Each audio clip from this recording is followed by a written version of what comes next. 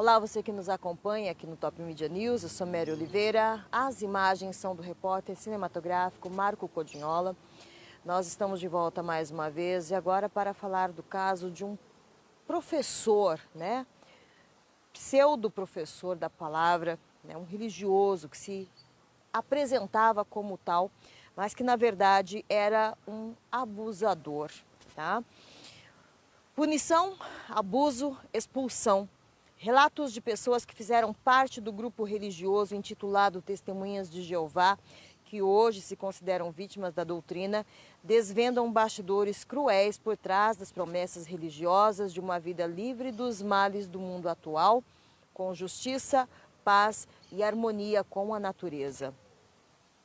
A coluna foi procurada por pessoas que cresceram na religião e agora a definem como uma seita.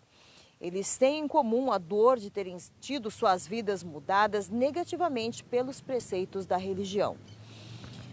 Quando o homem que preferiu ser identificado apenas como Rafael ouviu falar pela primeira vez do grupo religioso, ainda era apenas um menino. Todos os dias encontrava os fiéis no caminho da escola e, em suas palavras, sempre bem vestidos, discretos e aparentemente serenos.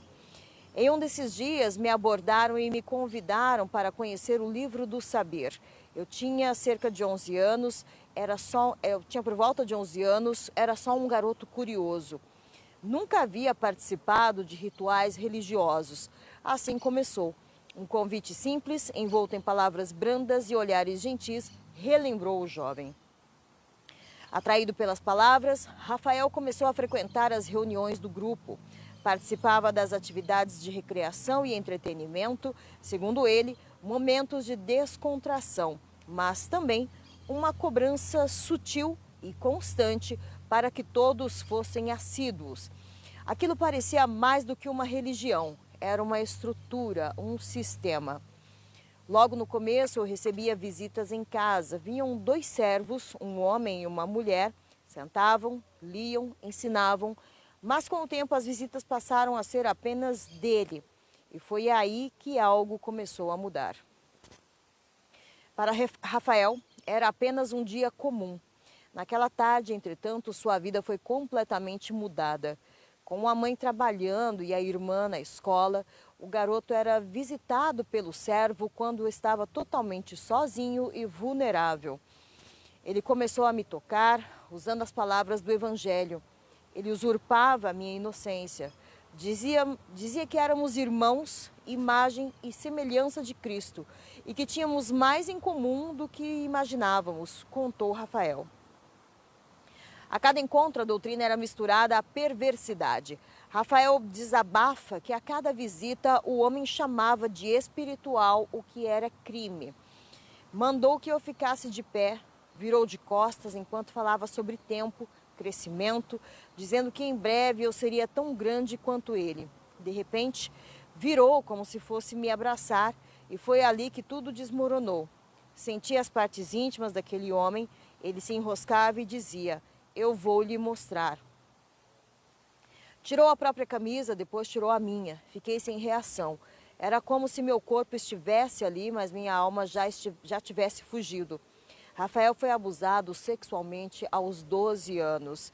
Ao término da sessão de horror, ouviu do homem que ele não precisava se preocupar, pois Deus já havia os perdoado.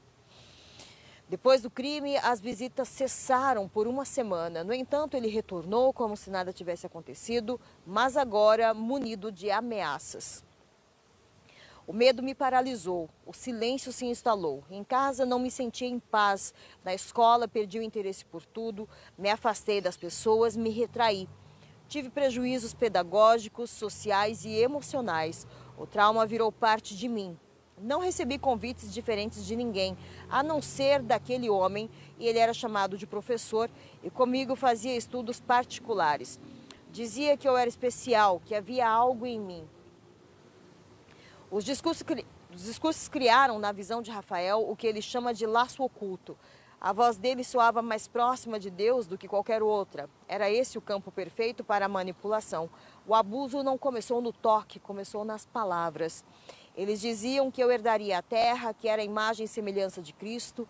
Ele usava essas palavras para me tocar, para abusar de mim. Quando Rafael começou a se afastar das reuniões, os membros da congregação perceberam. Me perguntaram se estava tudo bem, mas ninguém suspeitava do que realmente havia acontecido.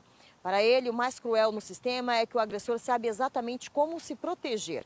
Não ameaça diretamente, não grita, não pressiona em público. Apenas manipula usando o silêncio da religião como escudo. E a criança, muitas vezes, não sabe nomear o que está sentindo, destacou.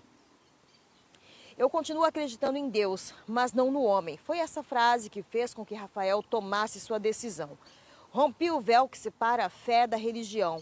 Depois de tudo que vivi, não abandonei a espiritualidade, mas passei a enxergar com clareza o que foi construído em cima de mentiras e manipulação. Após o primeiro abuso, Rafael, ainda garoto, tentou resistir. Se afastou das cerimônias, evitava os estudos, não queria mais ser visitado. A resposta da organização veio em forma de preocupação disfarçada. Sugeriram que outro ensinador me acompanhasse. Eu aceitei, numa tentativa de evitar o anterior. Mas, para minha surpresa, os mesmos artifícios começaram a surgir novamente. Rafael revela que o ciclo era basicamente o mesmo. As palavras eram parecidas, as promessas também, os toques camuflados, a linguagem do evangelho, as analogias, tudo se repetia. E era como se houvesse um padrão, um sistema que agia nas sombras. Durante muito tempo permaneci em silêncio, mas esse medo tem me feito escravo do passado. Hoje decidi romper esse silêncio anonimamente para que as sementes da verdade cresçam e destruam toda a perversidade que cauterizam aqueles que exercitam a fé e creem em Deus. Disse. É um relato bastante impressionante, revoltante também, porque infelizmente não são casos isolados. E é importante a gente destacar aqui que a gente não está falando especificamente dessa religião. Há vários casos nessa religião, a gente sabe disso. Essa não é uma campanha difamatória contra a religião, mas sim contra as pessoas, né? É um alerta, é uma denúncia contra as pessoas que se utilizam da religião para cometerem abusos. E isso, infelizmente, a gente encontra em todas as denominações, certo? Isto posto, é importante orientar as crianças e adolescentes para que eles relatem e denunciem aos pais qualquer ato ou gesto que possa ser abuso, ser abusivo, que possa se transformar ou progredir para abuso, certo? É importante que a gente oriente as crianças e os adolescentes para que eles saibam distinguir esse tipo de situação. Essas são as informações, então nós vamos ficando por aqui, mas outras notícias podem ser conferidas no nosso site www.topmedianews.com.br e também nas nossas redes sociais, Facebook, Instagram, X e também o TikTok. Eu sou Mary Oliveira, com imagens do repórter cinematográfico Marco Codinhola para o Top Media News.